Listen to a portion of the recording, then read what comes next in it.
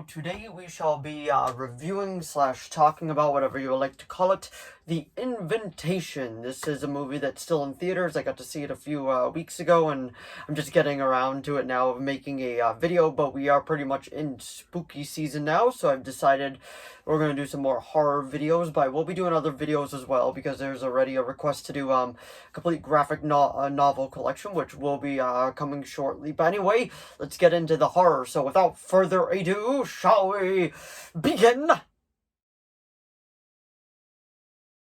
So, The Invitation, it came out this year, as I said.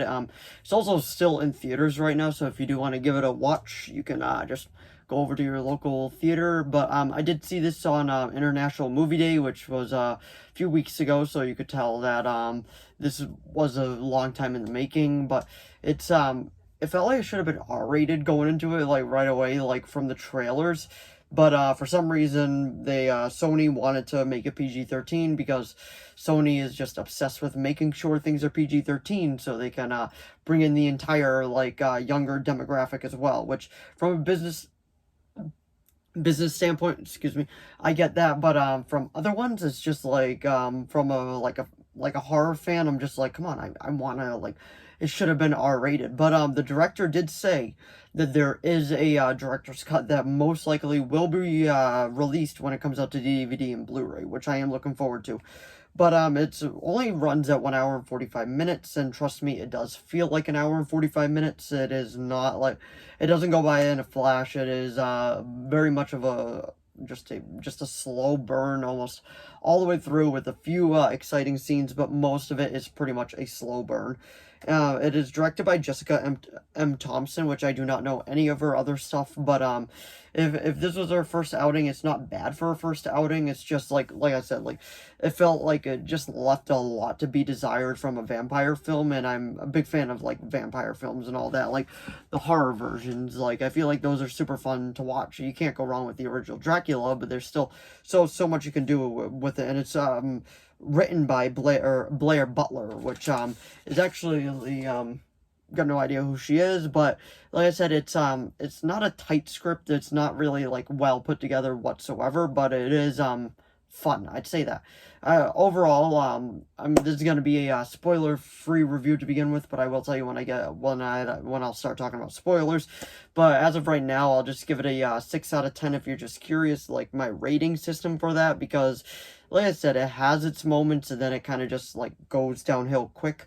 But what I do like is there are times in this movie it kind of feels like a reinterpretation or its own interpretation of the Dracula origin story, which I did think was actually pretty cool. There are moments where I was like, oh, wait a second, because I've seen the original one and I've seen the Gary Oldman one, which this one seemed to have more in common with the Gary Oldman one than it did with the original Bela Lugosi one, which is completely fine. They're both different films in their own perspective, but they're both the same character, Dracula, Bram Stoker's Dracula, but both movies decide to go about it in a different way, which is what it is. It's perfectly fine, because both of those are classic movies.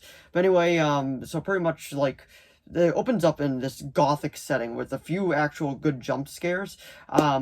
Before I go any further, I will be getting into a few spoilers now, so if you don't really want to hear spoilers, I would leave the video now. But like I said before, it's a 6 out of 10. It's not the best vampire movie out there, but it's not the worst either. I've seen some worse ones than this, but it's definitely not a great movie anyway.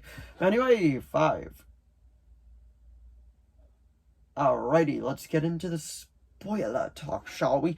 So, pretty much the main reason why I wanted to see this movie is that it has Sean Pertwee in it, and if you don't know who that is, he played Alfred Pennyworth on the TV show Gotham, and he was in that other horror movie, Dog Soldiers, which was about werewolves. So, there's another plug for that movie, Dog Soldiers. That is definitely a really good watch for a werewolf movie. I highly recommend it.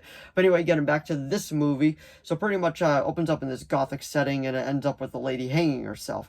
And it's pretty much we know from the trailer that they're all vampires, which kind of gives away a big twist, because I feel like the big twist of this movie was actually that they were vampires, and sadly they gave it away in the trailer, which kind of made it go downhill a little bit, but it is what it is. But there were a few scenes that were actually quite good. But I gotta say, at the core of this is more of a love story than anything else. But once it actually did get horror driven, and towards the end, like the last like 20 to 30 minutes is definitely 20 minutes is definitely where this movie shines. It goes completely off the wall crazy. You see the lead vampire, like the lead guy, which I gotta say he does do a good job in this, and he just goes completely like just bat crazy, like it, no pun intended. It is actually quite fun to watch. You see him in his true form and like figure out like he's just trying to get her as another mate. But pretty much the synopsis of this movie, I realize I haven't really gone over yet, is just this lady realizes that she's lonely. I don't know why she realized that. That was bad wording, but she's lonely, so she ends up looking up in the like the ancestry.com, and then she realizes that she has ancestors.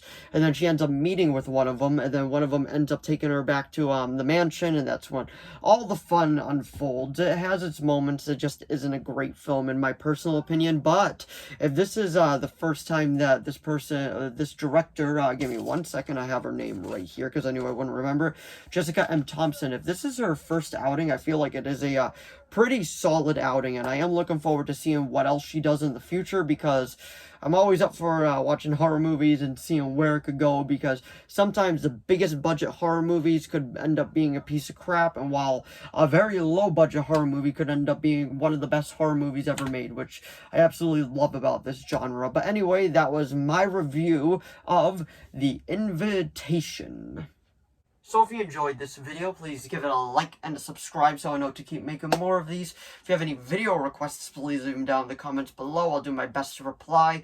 Like I said, the video request that I know about right now is to do a complete graphic novel collection, which I will be doing. That's going to be a long video, so don't worry, it is coming. It's just going to be... It's going to take a little bit of time to make.